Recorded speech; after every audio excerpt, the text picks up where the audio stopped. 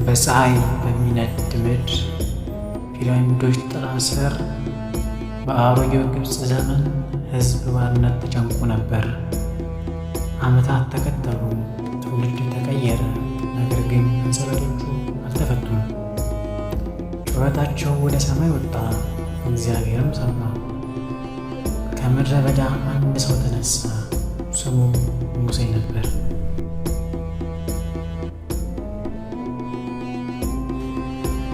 በነገሥታት አልተመረጠም፣ በእግዚአብሔር ተጠራ።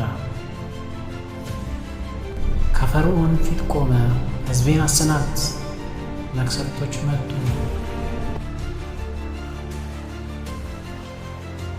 ውሃው ደም ሆነ፣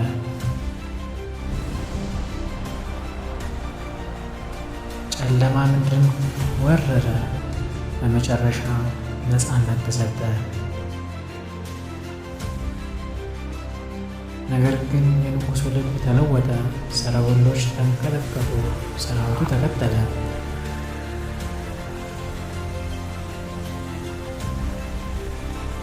በፊታቸው ባህር፣ ከኋላቸው ሰራዊት ተዘግተው ቆሙ። ሙሴ በትሩን ከፍ አደረገ፣ ነፋሱ ነፈሰ፣ ሰማዩ ነጎደ፣ ግዙፍ የውሃ ግንቦች ተነሱ። መካከላቸው ደረቅ መሬት ተገለጠ፣ በእምነት ተሻገሩ።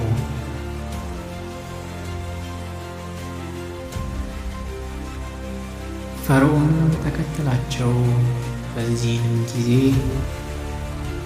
ውሃው ተመለሰ፣ ኃያል መንግሥት ተወረደ፣ አዲስ ሕዝብ ተወለደ።